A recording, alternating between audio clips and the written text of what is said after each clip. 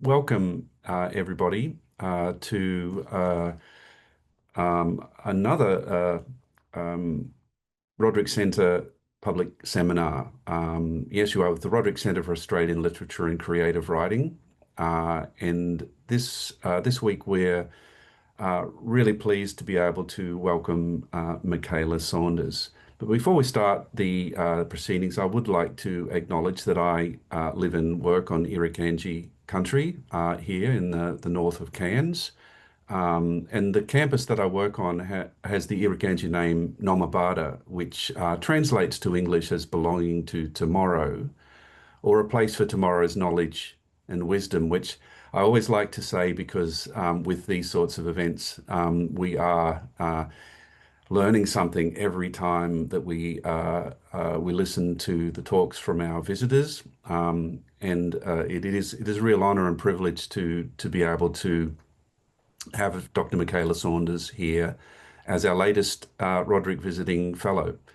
For those of you who are unfamiliar with that name, Roderick, it comes from Colin Roderick, who was the inaugural professor of English literature at James Cook University, 1965. Colin Roderick was worked for Angus and Robertson for quite a number of decades before that time. He was director of the company when he turned to the academic life and spent another few decades here at JCU. He and his wife, Margaret, have left quite a considerable amount of money to James Cook University that for Australian literature supports what we now know as the Roderick Centre for Australian Literature and Creative Writing. Colin Roderick is also one of the founders of the Foundation for Australian Literary Studies, which awards what is now known as the Colin and Margaret Roderick Literary Award annually, just recently awarded, and also runs another program of events. With that support, the Roderick Centre has a few staff members, some of them who are here. I'd like to acknowledge the director of the Roderick Centre, Victoria Katainen. I can't see her name, but she might be dropping in any moment now. And I see my colleague Elizabeth Smythe is here with us as well.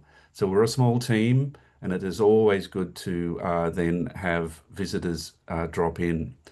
Dr. Mykaela Saunders is a Macquarie University Fellow in Indigenous Research at Macquarie University. I've known Mykaela for more than 12 months now, with my other hat as President of the Association for the Study of Australian Literature. I was really pleased to welcome Mykaela as our ECR keynote in Sydney a couple of years ago, maybe just 1 year ago. Mykaela is a Courier Lebanese writer. She's a critic and editor. Her speculative fiction collection, Always Will Be, which was published in 2024, won the David Yaniapon Award. It was shortlisted for the Prime Minister's Literary Award in Fiction, the New South Wales Literary Awards Indigenous Writers Prize, and it was longlisted for the Stella Prize and highly commended for the Victorian Premier's Literary Award for Indigenous Writing. And I should say, Mykaela this year also won the Rosemary Vandenberg Prize for First Nations Literary Criticism, an award from the Association for the Study of Australian Literature. And so you can see from that Mykaela has a quite a varied background, but with this interest and specialisation in First Nations speculative fiction. The project that she's been working on, we are going to hear about today with the title. I'm sure you've all had a look at the abstract, but Stories Accumulate Like Time, First Nations Speculative Fiction is the title of our talk this afternoon. Welcome, Mykaela, to this latest seminar. Thank you. Just give me a second while whoop, didn't mean that. Yep, no. Is my screen still sharing? Yes. Okay, let me I always muck this up. I'm so sorry, everyone.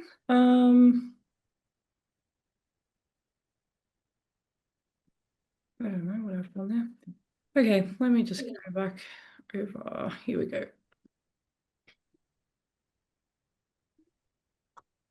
Okay, I just wanted to foreground. I'm not going to keep my eye on the chat, but at the end, if you want to put anything in the chat box, we can kind of talk about stuff then. Yeah. Sorry, is that?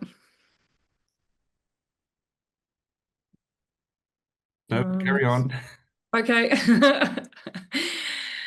So my name is Mykaela Saunders. I'm a Darug and Lebanese descendant. I belong to the Tweed Guru community from Minjimbooljugan through my Bundjalung South Sea Islander family, which is where my cultural knowledge comes from and returns, which is important for me whenever I'm talking from a cultural standpoint.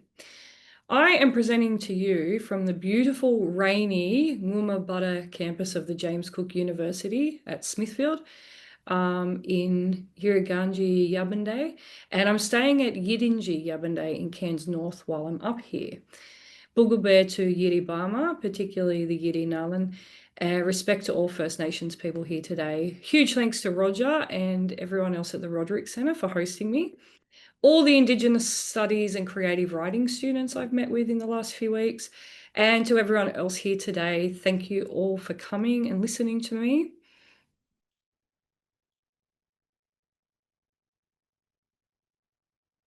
All right.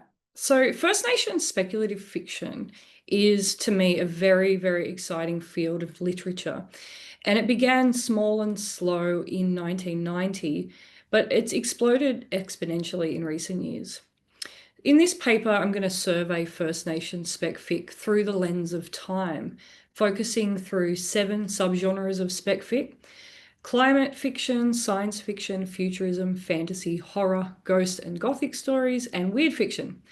Many of these subgenres are often thought of as new or at least modern, but I'm going to show you how many of these genre conventions and themes and tropes are actually utilized in our deep time stories, as well as stories from the colonial period and into contemporary times. This paper explores how our stories and traditions thereof accumulate like time, revealing ancient conventions in their structures.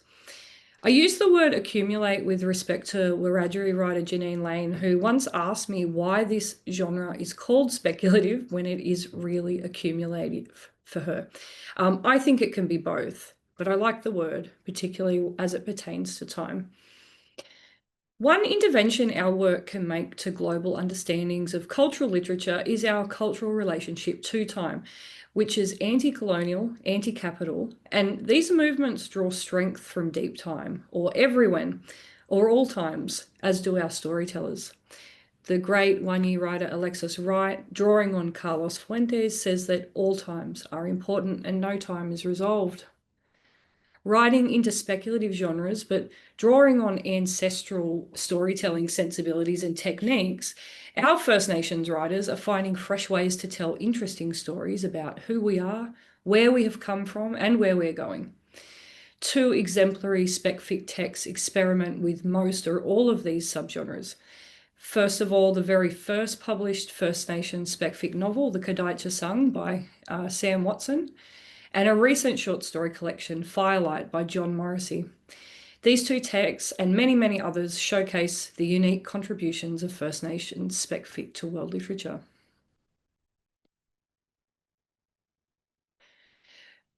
We're just about to look closely but briefly at these 7 spec fic subgenres now, what they are, how they relate to our deep time stories. And I'll mention a few exemplary texts, including the first published and more recent ones. I want to show you how these subgenres are often thought of as novel, but if we go back to the beginning of time, to our cultural stories, we can see how this is not the case. Beginning with climate stories, climate fiction, or cli-fi, is generally thought of as featuring a changing, often threatening climate as inextricable from the story. Cli-fi is really often thought of as a new genre, going back to only a few decades. But many Aboriginal cultural stories, as well as newer stories from colonisation onward, reckon with the impacts of climate on the story. All of our origin stories speak of life-giving climate change, where ancestors create the world from the formless void, and they continue this creation throughout the changing seasons. Some of our cultural stories also warn of the dangers of abusing country and threatening climate in that way. Our countries have been subjugated by the settler colony, wreaking havoc on stable enough seasons and weather systems. So all First Nations stories set after 1788 are climate stories in some way or another. Country is our foundation for culture, which includes storytelling. And many of our spec fic stories comment on the abuse of country and the resulting changing climate. Among many stories that reckon with the effects of colonial abuse of country through time, and project this into the future are Land of the Golden Clouds by Archie Weller, a Noongar writer. And this was published in 1998. And it's set 3,000 years after a nuclear holocaust that has irradiated the continent. And another short story from the anthology I edited a few years ago, This All Come Back Now, by Wiradjuri writer Crystal Hurst. The story is called Lake Mindy, and it's also a ghost story. And this story is a lament for bushfire ravaged Wiradjuri country. Science fiction or sci-fi often deals with the impact of technology on the characters or world of the story. Aboriginal cultural stories tend toward this convention anyway. When fire or a hunting weapon or other kind of tool is given to people, it changes their relationship to work and life. This is the novum, the novel technology, and all technology is or was new at some point. Many classic science fiction tropes are the stuff of our histories. Think about first contact narratives, subjugation or annihilation by technologically brutal aliens, experiments in eugenics. Early Western science fiction and colonial expansion went hand in hand, justifying and informing each other. Eric Wilmot's Below the Line from 1991 reckons with a new invasion of Australia to ask, what if colonisation happened to the settlers, using our northern neighbours as the colonising force? Other more contemporary stories kind of think about these invasions as well. Contemporary sci-fi is also the stuff of very exciting and forward-thinking technology. And these stories can be philosophical exercises, considering the ethics and implications of a certain technology. Aboriginal people being the most incarcerated people on Earth, our writers often explore various high-tech means and tools for imprisonment. The Centre by Alison Whittaker, a set of interlinked very short stories, wonders if a virtual reality jail might also be a safe space for our people and maybe an incubator for revolution. The subgenre with the most explicit relationship to time, Indigenous futurism, as conceived by Grace L. Dillon, an Anishinaabe scholar, explores our futures and also plays with ideas of time, particularly the circularity of time, positing that all times are important and none stand alone. It's difficult to subsume our ancestral stories into this subgenre as we never really had an abstract idea of far futures. However, our cultural mode of living places us in an every when or all times, and this is especially true for dreaming as a time and place both inside and outside of the current time and place, and an eternal becoming where all in creation is still taking place. And of course, our cultures were so sustainable, they're actually regenerative. So there was a lot of forward thinking going on in our cultural life. Indigenous futurism stories are those that think about futures that can be loosely grouped as utopian, dystopian, or apocalyptic or post-apocalyptic stories, or any combination of these really. Dystopias tend to ask, what if things got worse? Utopias ask, what if it could get better? Both of these modes use the future to look clear-eyed at now. Many of our contemporary writers reckon with past apocalypse by projecting onto the future or else dreaming up new apocalypses. Minicon's Prime Minister story from Unlimited Futures, edited by Ellen Van Neerven and Rafif Ismail, um, is possibly the first blackfella futurism story ever written. However, it was published, it was written in the 1950s, but it wasn't published until 2022, long after he passed away.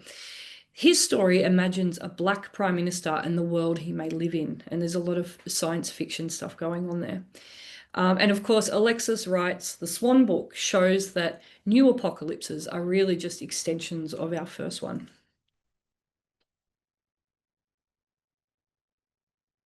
Fantasies, fantasy's a really interesting one for me. I think that blackfellas have an ambivalent relationship with the fantasy label through no fault of ours and only a little fault of the genres. Colonial anthropology traditions tended to sneer at our cultural stories, our mythic worldviews, and space-time or dreaming stories, and systems of belief as childish fantasy, relegating very real, living, spiritually profound culture to dead, static fantasy stories. Unsurprisingly, many non-Indigenous writers have pillaged our cultural materials for their own fantasy stories. Almost every child who went through the Australian public school system has been instructed to make up their own dreaming story. Understandably, all of this history affects how we read and write Indigenous fantasy today. As a little aside, now that we're talking fantasy and we'll soon discuss horror and ghost stories, I've listened to a few older blackfellas tell me their misgivings about our writers using cultural material in the spec fic genre, which I understand given the history of exploitation. And it's true that some of our own writers have actually exploited cultural lore, but it's nowhere near as much as settler writers have. I personally don't think there's anything inherently wrong with drawing from tradition to tell new stories or using ancient tropes and themes to make sense of the here and now, as long as it's careful and respectful. Many of our writers use spec fic to tell contemporary stories, and I've mostly found that great care's been taken to write around sacred cultural material or to like abstract something so much it's unrecognizable, or to kind of just respectfully reference it rather than cannibalize it for outsider audiences. Back to fantasy. Many of our cultural stories are set out of time or in all times, and contemporary fantasy stories are written in the same spirit. Lister Rose's young adult novel, The Upwelling, uses a portal as a device for the character Kira to visit a pre-colonial Yugambeh community facing great danger from a timeless enemy. Amberlynn Quay Mulliner's Liar's Test is set on a fantasy planet where the tree singers, who are analogous to Aboriginal people, can speak to the trees and have special psychic powers. The three books in the Wheeler the Warrior series, which is a set of books for young adults, are set, or children really, older children. These stories are set in old pre-colonial times. Wheeler and her friends, along with her spirit guardians and animal totems, battle evil people and dragons from a colonizing country. Indigenous horror stories have an ancient lineage. Many cultural stories warn of creatures to be feared, or they threaten consequences for going to the wrong places without the rights or permissions to do so. And from the colonial period onward, horror and reality have been hard to separate. Think of the real historical massacres and murders alongside the conventions of gore and slasher horror, or the body horror of forced assimilation and eugenics, the terror of stealing children and collecting body parts for trophies. Aboriginal horror writers draw on both of these histories, the ancient and the recent, to tell contemporary stories. In His Father's Footsteps is a bush horror story where Bardi author Caleb Murray uses a terrifying creature from his culture to spotlight a tense father-son relationship. And like all the old stories his draw from, it's designed to scare the young ones into listening to their elders. Lisa Fuller's story, Myth This, takes a terrifying creature from her Woolai Woolai culture, and like Caleb's, never really looks at the creature, head on and this preserves its sacredness for her people, which was very important for Lisa writing this story as I worked with her on it as her editor. Lisa's story brings a family closer together through, these fears they're experiencing when they go camping. And it comments on scientific scoffing of our stories as mere myths. Finally, The Boundary by Nicole Watson and Borderlands by Graham Ackhurst both employ powerful ancestral forces to enact retribution of their wronged land. However, in these novels, which I find interesting, the targets are not just white fellas, but also black fellas who sell out their own people. If the horror genre inspires terror, dread, and fear in the reader, then ghost stories and the Gothic invoke sadness and despair. Ghosts and spirits abound in our cultural stories, reflecting that there is little real separation between this world and the next. And ghosts in contemporary spec fic often represent unfinished business, like unresolved guilt, anger, sadness. Although some Aboriginal deep time stories do warn us of what will happen if we go to forbidden places, the Gothic as we know it now was transported here along with the European literary tradition. Back in its homeland, the Gothic is the stuff of haunted landscapes and houses. The Gothic, however, is a perfect genre for Aboriginal people as wronged people on our brutalised lands. With recent histories marked by too many wrongful and violent deaths, the ghosts of our old people are always close by to help us remember them. Many haunted buildings are as old as the buildings themselves, telling of abuse and violence in institutions dating back to the early days of colonisation. Alexis Wright's 1997 Plains of Promise is an early seminal Gothic text showing how mission Aboriginal people, who have been indoctrinated into the church and forced to forget their cultural ways, quickly become fearful of their own ancestors, spirits, and the land itself. In a land where settler colonial thought and action have suppressed our own, these buried powers surface and haunt us in life and through story. Evelyn Araluen Muyam, A Transgression, is a poetic piece of prose narrated by a young ghost who cannot yet cross over fully to the other side. The house she haunts and the dead creatures she liberates are classic Gothic tropes, but in this instance, the sadness comes from what has been done to the land and the people rather than from those, just for no reason. I think that weird fiction best exemplifies the strange reality of living as First Nations people today. In these stories, there are seepages and slippages between worlds or realities, which serves to delineate the difference between these realities. In weird fiction stories, the borders between them are decaying or porous. Hallmarks of this genre include strange or absurd things happening for no reason, without explanation, with a hostile or uncaring universe as the setting.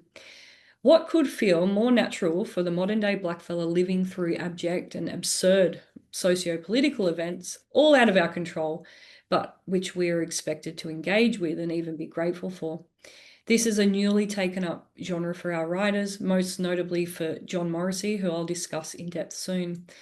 In recent years, the psychological pressures of dealing with racism, especially at work and in other institutions, have become common story themes. 3 stories from This All Come Back Now can be read in this genre. In Karen Wilde's Clattertongue, young Triana keeps vomiting up colonial refuse in stressful moments. Lockie Little's Snake of Light has a vigilante trickster from a secret mob of Kadaitcha who are deeply in touch with a surreal and psychedelic sacred world. And he draws strength and guidance from there. And, it's what kind of gives him the base for his violence. In An Invitation, Timur Ball shows buildings that are mysteriously collapsing, allowing the character to have a true return to the land. Okay, now I've given an overview of the genres and a couple of texts. I'm going to go a little bit more deeply into 2 texts, beginning with The Kadaitcha Sung by Samuel Watson. Watson was a Birragubba and Mununjali author and activist, prominent in the Magajin, Brisbane, Murray community. His only novel, The Kadaitcha Sung, was published in 1990 and is the first speculative fiction novel or text published by one of our own people, after a century-long history of being written about by outsiders within the genre. Many of these historical texts are racist or otherwise insensitive depictions of our people as monstrous anomalies or remnants of a dying race, totally representative of the social opinions and government policies of the times. Kadaitcha, written by an active community member who fought for land rights and safer communities, announced the beginning of our own stories written for, by, and about us in speculative fiction. Watson drew on cultural lore as well as making some of it up, as was his right as a fiction writer. And he also drew on his experiences on the street with the cops and as part of and responsible to a large Black family and community.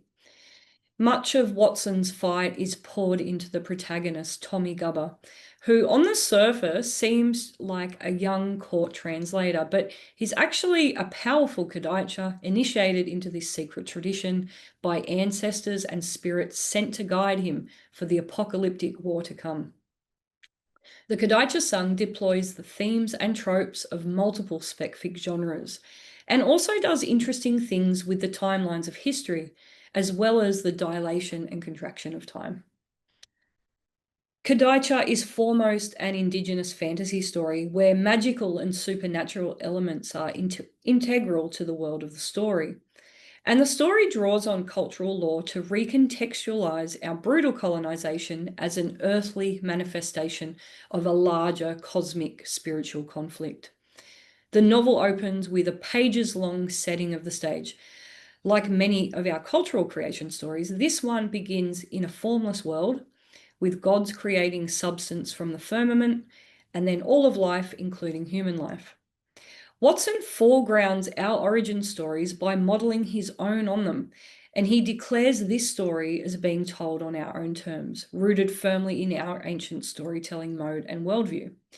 This is not myth or fantasy, but how we began to be on our lands. The introduction continues to introduce a greater god, Bayami, who lived on Earth for a time and then ascended, shrouding the Australian continent in mists that allowed us to go unknown and unconquered, while much of the world was not so lucky. Bayami then called an ancient clan of sorcerers to stand in his place on Earth, and they became human-looking and started to live with the people. The chief Kadaitcha, Kabina, is introduced, and then his two offspring, Kubara, the one who succeeds him, and Buka, the jealous one who rebels. So begins a great celestial battle for power over the land and people that carries into the modern world of the story. Tommy, son of the chief Kadaitcha's murdered son, must do battle with his evil uncle Booker, who has sided with the colonizers and become chief of the native police in Queensland. The native police were a real frontier murderous squad, and in this story, it has them continuing into the 1980s era Brisbane and beyond. The white-skinned Booker Roth camouflages as a white fella, and he commands the native police who carry out massacres, imprison the Black community in a compound, and assault men, women, and children indiscriminately. This is no different to the historical actions of the native mounted police. What Watson has done, he's transplanted a real violent force into the stories present to imagine a dystopia drawn from history. In this way, the story is Indigenous futurism, using material from yesterday to interrogate today and think about tomorrow. This is a very violent book, reflecting the realities of Black life across colonial time. The prose is awash with imagery of blood and violent action. Sexual abuse is rife and used to assert dominance, and innocents are revenged in brutal ways. In this way, the story leans into horror conventions, particularly the gore and slasher genres. There are also elements of the Gothic in here. In one scene, the land weeps for its people, and in another, a traitor is surrounded by the vengeful ghosts of those he betrayed, and they haunt him until his last breath. In another scene, inclement weather batters the city, mourning its own subjugation. Related, and finally, this is also a climate story. Tommy's accomplice, Jaru, laments and puzzles over how white settlers have come and set up camp, yet they rip up the land rather than looking after it. And in the next page, Tommy grieves the same. However, the river whispers to him that the land will be strong again. So as early as 1990, our writers have been thinking about climate through fiction, joining the dots between colonial expansion and futures of climate chaos. As art imitates life, this is not a random or isolated issue. The reason the land is so brutalized is because its custodians have been too. By drawing on ancient lore and deep time story conventions and employing various spec fic devices and tropes, Watson's book was groundbreaking in more ways than simply being the first Aboriginal spec fic text. The book is concerned with all times: the first time, deep time, timeless time, colonial time, future time, and the final time, all to make sense of the present of the late 1980s in which Watson wrote it.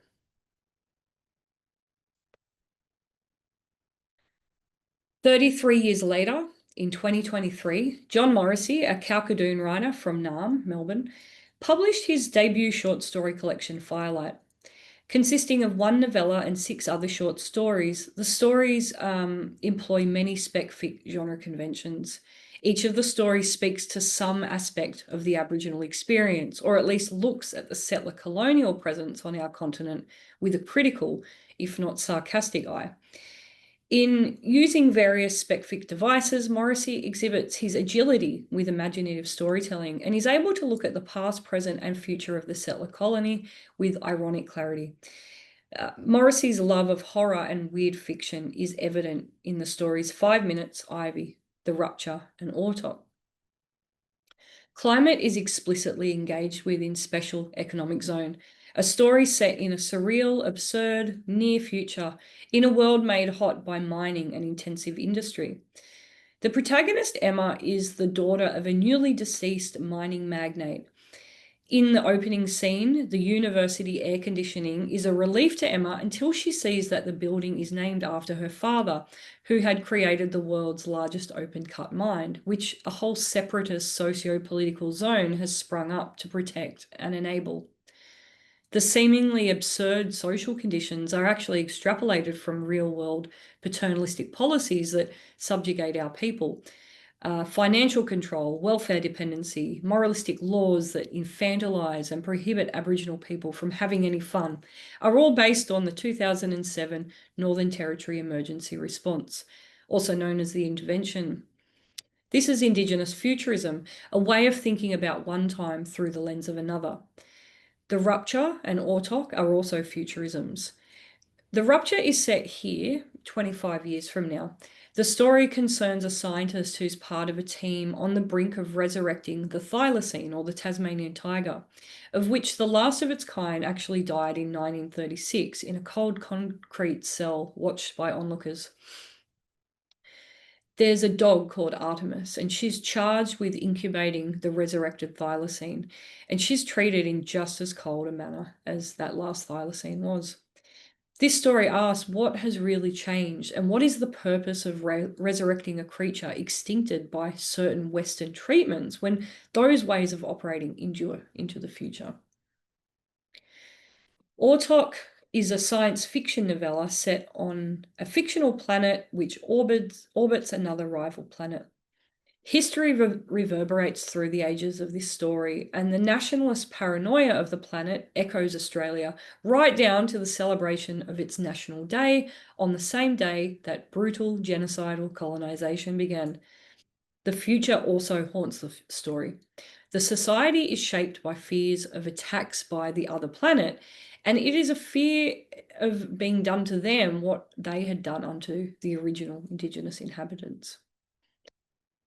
The stories 5 Minutes and Ivy are both weird fiction stories and share some parallels in characterization and structure with each other. Both protagonists are young, antisocial Aboriginal men with vivid inner lives that eventually take over the story. The cosmic horror of both stories is reflective of the unsettling experience of being Aboriginal in this colony.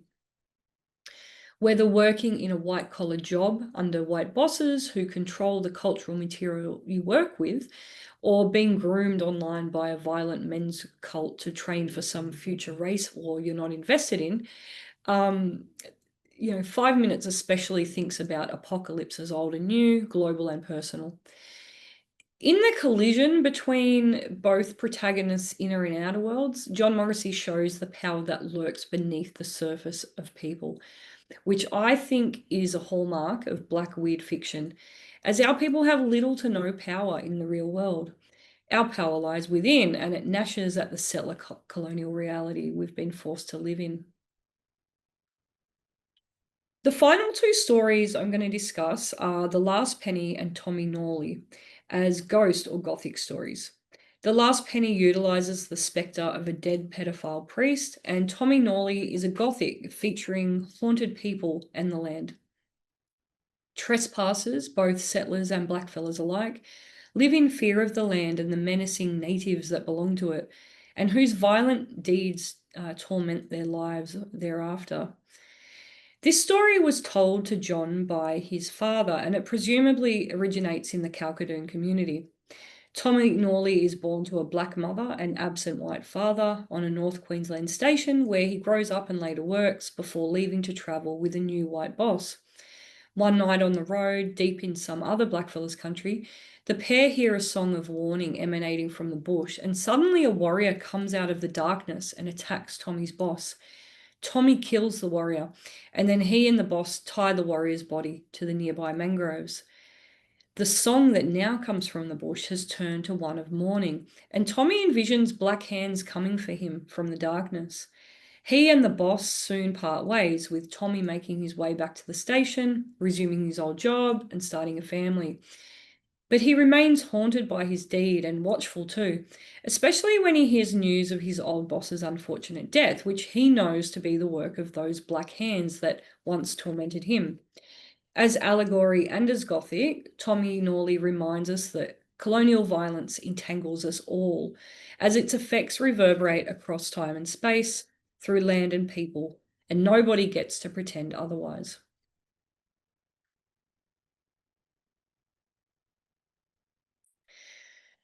So just to conclude my talk for now,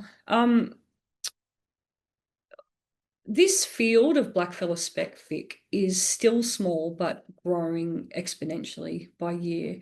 As part of my postdoc project at Macquarie Uni, I'm creating a database of every single spec fic text ever published by a First Nations writer on this continent. And I've got 135 texts so far across all these genres, beginning in 1990 and, about to be published next year. So yeah, there's lots of stuff happening, especially in the last 10 years and even more so in the last 5 years. So in this way, our writers are increasingly finding more experimental and interesting ways to tell stories about who we are, where we've come from, and where we're going. For over 35 years now, First Nations spec fic writers have published some of the freshest and most nuanced stories in this colony about our countries, communities, and cultures, past, present, future. And across all cultures, spec fic readers are lapping these stories up, and critics and scholars are engaging with our work too. My hope is that my research not only generates interest in Black spec fic and promotes our work being read widely, but helps inform readers to use these entry points for everyone to understand our stories in their proper cultural context. That's it for me. Thank you, everyone. Bugawan, I'm going to open it up for some discussion now. And I think I'm going to stop sharing the screen so that I can see people. Yes. And you can see all of the applause exploding in the screen there for you, Mykaela. I can do a job for you and keep an eye on the chat. And this is a moment where we invite comments, questions, discussion from the audience. So in a variety of ways, you can put your questions or comments in the chat, and we'll can find them there. Or you are more than welcome to turn your mic on, camera on, and ask a question in person. Hi, Mykaela. Thank you so much. I really enjoyed that paper, and it's so great to see such detailed work happening in this space because it's, like you say, this really exciting, vibrant area of kind of Australian literary culture. And yeah, so I'm really totally delighted. That's great. Well, I need to thank you because it was really, Auslit and Blackwords project has really been helpful for me, like finding and digging around and making links between, stories. So thank you. Oh, thanks for saying that. And I might even follow you up with an email actually, and we can have another chat related to that offline. But um, one of my questions was I hadn't seen that kind of division of the seven types in that way before. And I'm just wondering, actually two questions. One of them was, is that a schema you came up with yourself, or is that a kind of pre-existing way of thinking? And how easy is it to place particular texts within that schema? Because I would imagine that there would be some where it's kind of, particularly like you said about horror. I mean, like there would be some just straight historical fiction that could be read as horror, as you say, or gothic fiction as well, with the kind of element of like that, just the grief and sadness throughout so much Indigenous literature kind of fits into the gothic mode. And so I guess that was one question. But my other question was around, and it's so great to see someone doing work on the Kadaitcha sung again after all these years, because just you only realize it's so groundbreaking. Um, One of the things that really struck me when I first read it back, you know, probably a couple of decades ago now, is how a, the colonial experience wasn't like the Indigenous perspective was much, much bigger than the colonial experience. Like the whole thing wasn't just about the colonial experience. And one of the things about Indigenous speculative fiction or Indigenous futurisms is that it's so much bigger than the colonial experience, and just kind of wondering your take on all of that. Mm. Thank you for those questions. I think, okay, so to begin with the kind of the schema of seven subgenres, that's just my own, like, there, ask any spec fic fan and they would give you their own kind of number of what they are and how they relate. And, there's been diagrams and kind of charts and graphs. And for me, I'm less interested in saying this text is this genre than looking at one text as multiple genres, like looking at how it's can be placed in different things. So how it can be read in this mode and that mode. So in this way, for me, the genres are like fuzzy sets. They're not like these hardly delineated things. And actually, so many of the stories do straddle multiple genres. So for me, I think a lot of our writers aren't consciously setting out to say, I'm going to write a climate fiction story. I'm going to write a science fiction story. They're just writing imaginative stories and then they end up being part of these other genres. Yeah, so in one sense, there are some writers who are like writing hard science fiction or hard fantasy, but they're often doing much more interesting things than that. Those seven genres I talk about a lot because I'm writing a book on the genres. So each of the chapters is going to correspond to one of those subgenres.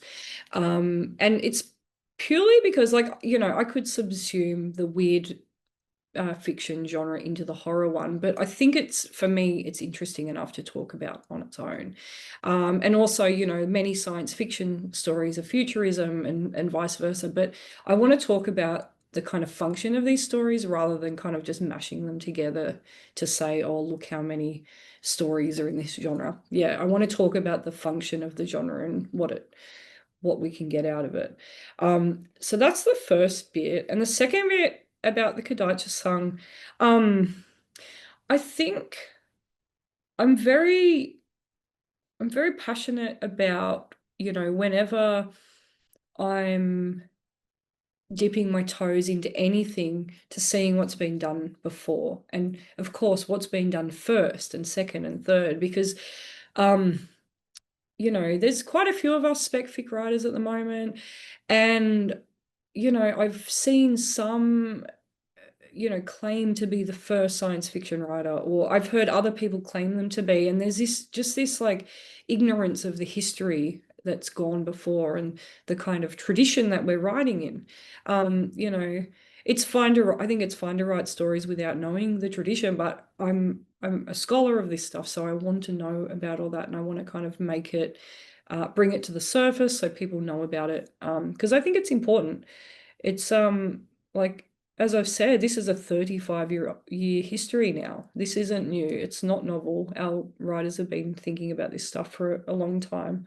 So with the Kadacha Sang, I actually find it so interesting that so many of these genres are in the book, from the get-go. And I don't think Sam Watson was thinking about all these genres. And in fact, climate fiction wasn't thought of as this genre until the last.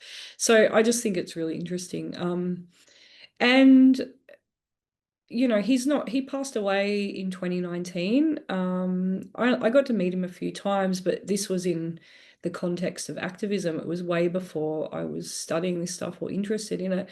And I know his son and his grandchild is my friend, so it's nice to kind of give him that honor in this small way, because yeah, I just think we should always honor our literary elders.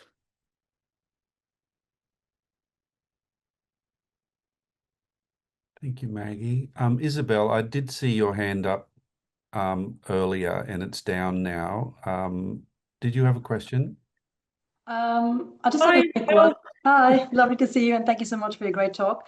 I was just wondering what you think is the most exciting development in speculative fiction in recent years, something that you're really excited about seeing, or something that you think will really change the way in which you think about Indigenous speculative fiction. I've really enjoyed subtlety. There, I'm thinking particularly about John Morrissey because I spoke about his short story collection, and I just read his new novel, which is coming out in February, and he has such a subtle way of thinking about settler colonialism, whether here or some other planet, across time. And I just love it. He has such a way of like expecting his readership to have the intelligence to come up with their own stuff instead of pouring it over us or hammering us over the head. I know some of those stories can be quite beloved with readers and stuff, but for my own taste, I think, I don't know, I've been thinking very hard about allegory and analogy and the limitations of it and what works and what doesn't. And I've been trying to like figure out in my own head, because on one level, I think allegory and analogy can be useful, but I think they have to be really well done. And I've been just trying to think about who's doing it well, who's not doing it so well. And yeah, I'm just yeah, I literally finished the new novel yesterday, so that's been really exciting for me. Yeah, and there are like lots of other writers doing interesting stuff. I One thing that I think is really exciting to me anyway is there's like, it's not just the creative writing, but there's also a lot more scholarship and interest in the scholarship, particularly from our own writers. I've met and talked with quite a few students and postdoc fellows who are like, writing their own stuff in this genre, and I really can't wait to read it all, because like I love being part of a community of this stuff. I don't want to be like the only one. I'm not the only one, but it's just really cool that yeah, more people are into it.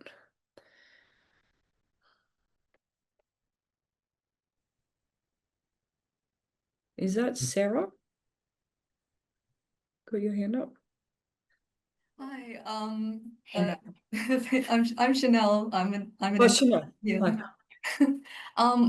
Thank you so much for your presentation. I was just wondering, I have two questions actually. So what do you think has been the main reason for, I guess, this sort of boom in like spec fic writers, especially in like First Nations writers, like in recent years?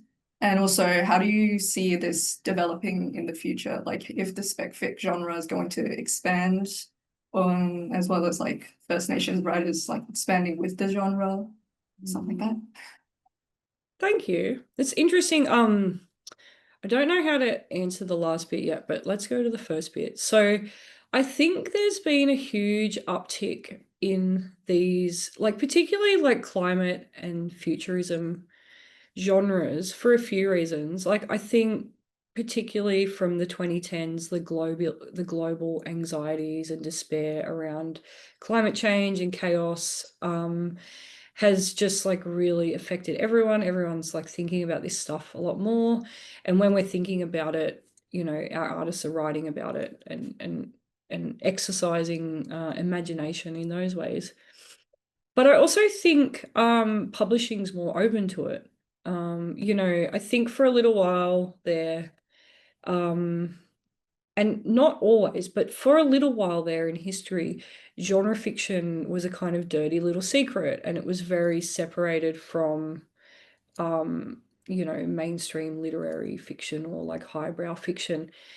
But I always think about that Ursula K. Le Guin quote. She says that you know, realist or, you know, what we think of as naturalist fiction is only as old as the steam train and probably related to it. And what she's saying is that, like, before that, in all cultures all around the world, before industrialization, the imaginative stories were the normal ones, the everyday stories. And it's only been in the last little while that the kind of realistic supremacy has like taken over the literary tradition. But I think, yeah, I don't know. I think in the last few decades, like everyone just is allowed to like what they like.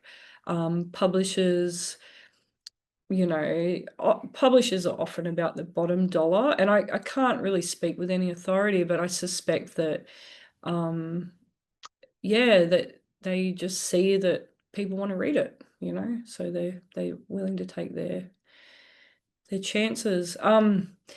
Like anecdotally, I had a really hard sell with This All Come Back Now, my anthology that I edited in 2022. I pitched the anthology to my publisher, UQP, and they weren't that into it. I had to really convince them. They didn't think it would sell because A, it's an anthology. B, I'm not a big name, and C, speculative fiction. So I had a really hard sell, but because I'd been studying this stuff and I was able to show them like how, you know, how much stuff's been published and people are really interested in it, you know, they accepted my proposal. I was the one that got funding for it. I did all the work for it though. And it has sold well, and you know, it's people are reading it around the world. So it was really nice to be vindicated there.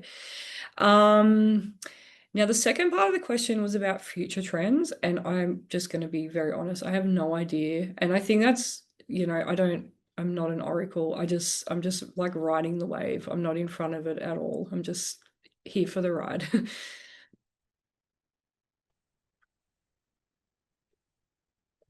Thanks for your questions, everybody. My turn. Okay. Um, I had a question loaded for you, Mykaela, and it sort of now you've given me the segue to it by saying that the anthology is being read around the world.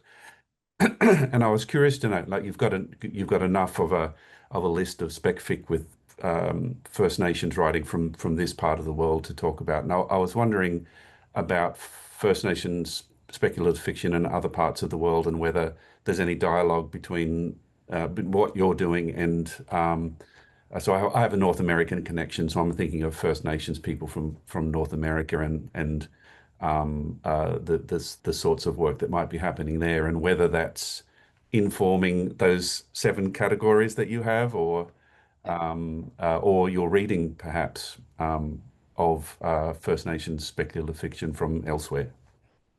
Yeah, 100%. I'm not as across other cultures spec fic as I'd like to be, just because like I have so much of my own reading to do at the moment. But what sparked my interest in this kind of larger project of First Nations spec fic, with my doctorate, now my postdoctorate, the anthology, my creative work, was, a few things, but one thing in particular was reading anthologies from around the world.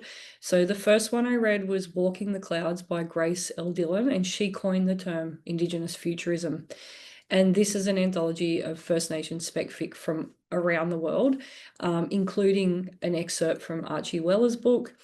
And I just loved it, and I was so taken by it, and I really wanted to write my own stories like this and maybe edit my own anthology one day. Another anthology I read is called So Long Been Dreaming by Nalo Hopkinson and Upinda Mian, and it was from 2003, so even longer. And this is post-colonial science fiction and fantasy, so from the colonized world. And there were none of our writers in there, but yeah, it was just lovely to see so many different people thinking about stuff that I'd thought about in an imaginative way. And another anthology that I read is called Octavia's Brood, and these are stories from social justice movement, science fiction stories, and edited by Adrienne Marie Brown and Walida Imashara. And these are stories from like social justice organizers writing speculative fiction in the tradition of like Octavia Butler. So I read those 3 anthologies, and a lot of other things happened, but I was not a creative writer at the time. I was not a literary scholar. I was an out of work high school teacher who decided I wanted to, write my own futurism and study it. And so it kind of set me on that path. In editing my own anthology, I really just wanted to do what these other editors had done, but like collect our own stuff, because over the years of my doctorate, a lot of people were interested in my work, and I would always get this question, well, is there much being published? And the more I found, the more I would have to say yes, but no one knows about it. So part of me doing this anthology was collecting some of those older stories like Kadaicha Sung and, from the Swan Book, and then some of the newer stories, and kind of putting them all together to showcase the diversity and the depth of our thinking in this genre. Yeah. Yeah, it really shows the importance of all of those things that you do, of being an editor and also being a critic and also being a scholar and also being a creative writer. There's so much to what you do, Mykaela. We, we do leave a lot of time for questions and discussions in these events. But I don't demand that everybody stays here till 5:30 and we're going to keep on going until we've answered every single question. But the invitation is still open for any final questions or comments from anybody who's joined us. Jeff, Hi, Jeff. this will be our Northern Hemisphere question, Jeff, is it? Speaking to from Germany, Mykaela, thank you very much for your talk. You know that there's some German projects going on into this field as well that you've been invited into with some colleagues in Northern Germany. It's been fascinating to hear your ongoing research into this field. I just have, since it's a form for 2 questions being passed, but I'll try to keep them brief. One is, you didn't talk about one of those overused terms in this field, which is magic realism. Of course, Janine Lane says that's rubbish. It's Aboriginal realism. I just wanted to know your take on that, where you might fit that into the schema, or how you, as a scholar, critic with that hat, view that terminology, which is still very common, right? To place these stories within that huge bracket, calling it all sort of magic realism. And the second question is about the, it seems to me there's a running kind of motif, or if you might comment on the sort of motif of song and of singing that seems to be something that's quite prominent in these particular stories. I mean, it starts with that foundational novel in its title, right? The Kodaicha Sung, and moves through all sorts of stories that you mentioned where singing and song seems to be a very important sort of voice in these texts. So I just had those two questions for you. Thank you, Jeff. It's nice to see you again. I think, was it a few years ago that I think I gave an online talk for, it was Dusseldorf University. Yes, yeah, they're my colleagues there Yeah, who are yep. still working on some projects, and yeah, I Yeah, heard you lovely talk people. about this thing. Thanks. Okay. So the first one about magic realism, I'm honestly, I'm one of those people who, if I don't know enough about something, I'm not going to talk about it or offer an opinion. I'd much rather read and listen to the opinions of other people who, they've invested a lot more time in studying it. And I just don't know enough about magic realism as a genre. I know that there are kind of two warring camps around it. So like Janine, who really dislikes the term, and there are other Aboriginal writers who dislike the term. And I get why, because it's often used really lazily, and it's applied indiscriminately to any kind of writing that, goes outside of like realist writing. So that's the kind of, I guess that's the fault of like scholars and critics who are doing that. But through talking to my friend Ren Wild, who is a scholar of magic realism, and its use by Aboriginal writers, I have been brought around to, the fact that even though there's not a lot of true magic realism in our writing, in our traditions, she actually says there's only one real Aboriginal magic realism novel, and that's Carpentaria. She says everything else, it's not. And she wrote a whole thesis on it. She wrote a master's thesis called Black Magic. And she talks about, she goes through all the examples that people use, and she like kind of debunks them, and she uses examples. And for Ren Wild, magic realism isn't a genre, it's a literary technique which can be used within any genre. So but for me, I mean, a genre can be a flexible term. So,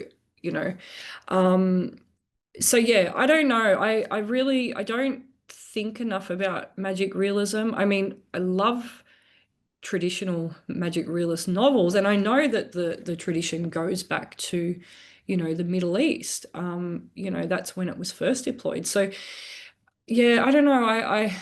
I do hear some Aboriginal writers talking about how it's kind of a colonial term and this and that, but I know that that's historically not accurate. So I think there needs to be more rigorous conversation around it. Yeah, and I think the conversation needs to be amongst ourselves, and it also like needs to be more rigorous with, scholars and critics who kind of use the term. Yeah, the thesis is called Black Magic. So I'm gonna type that.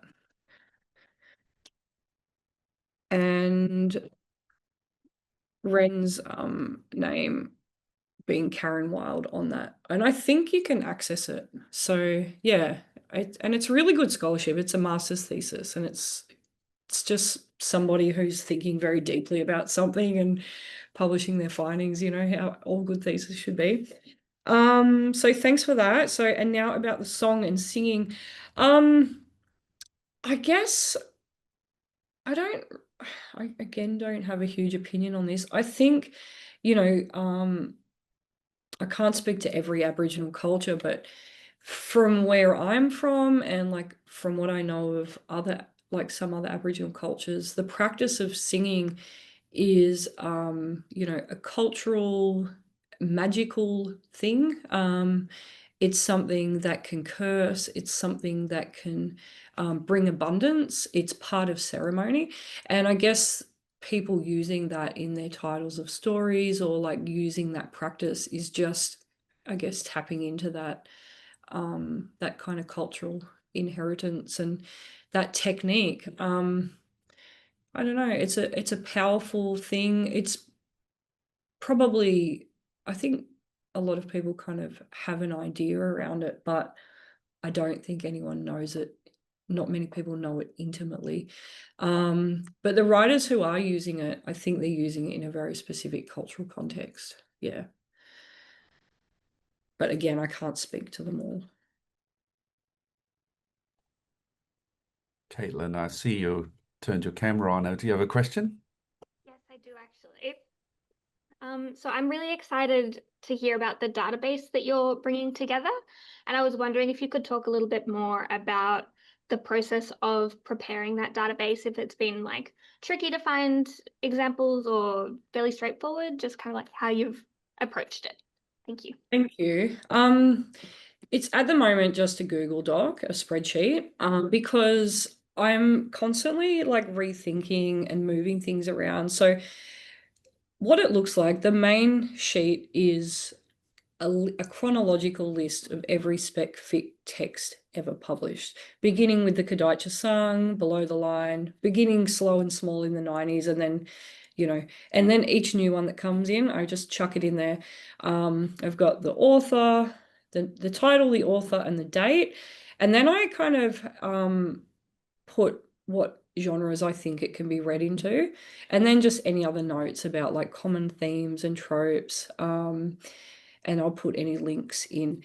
And then I have a separate page for each of the subgenres, so the horror, and I just kind of copy and paste them in there. So in terms of like numbers, I think fantasy is the smallest. Fantasy and weird are the smallest. Climate and futurism are the biggest. They're the big ones.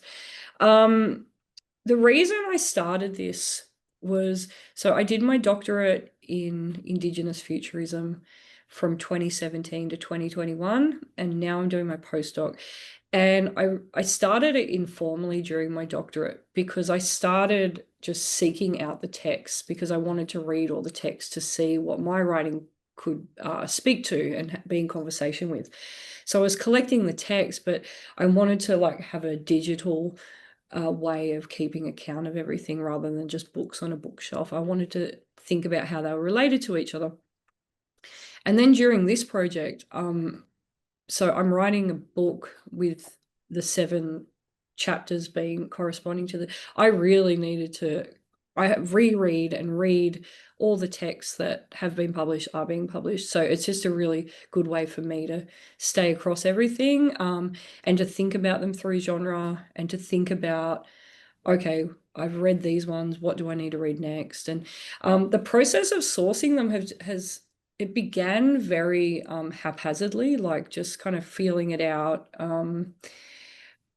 I mentioned earlier when Maggie was talking about Auslit and Blackwords being really important for that. So when I was doing my doctorate, I was using that resource a lot to find. There's a in the Blackwords, I guess, is it a subsite of Auslit? Stories are labeled as science fiction. So they don't have these like other labels that I'm talking about, but anything that's labeled science fiction, I thought, well, that's something I can be interested in. And even though I would maybe label them differently or like expand on it, it was really helpful. So starting there, and then like, for example, let's say someone had never heard of Alexis Wright but came across one novel. Well, I would then see what else she'd written. I would look at who published her, what else had they published, and just looking at that. So I've read a lot, and there's like all these little hidden gems around in like short story collections and anthologies where you think it's just going to be like a lot of realism story, but there's like a ghost story here or a science fiction story here. I don't know, it's just fun. I grew up in grew up discovering music in the age before the internet, and I liken it to that process because it's not all catalogued out there. I'm kind of doing it myself, and it's really fun. I really feel like Maggie Nolan is typing an email to you right now, Mykaela. um, it sounds so much like being in Oslit, Maggie, to me, the way that Mykaela's describing the thinking that she has in coming to terms with what this work that she's dealing with. It is music to my ears. There's so much to your scholarship, Mykaela. It's really impressive, the work that you do. Thank you. Uh, we've still got time, still got a little bit of time for any last questions or comments from anybody in the room. Maggie, do you have a question? There's so much to think about, isn't there?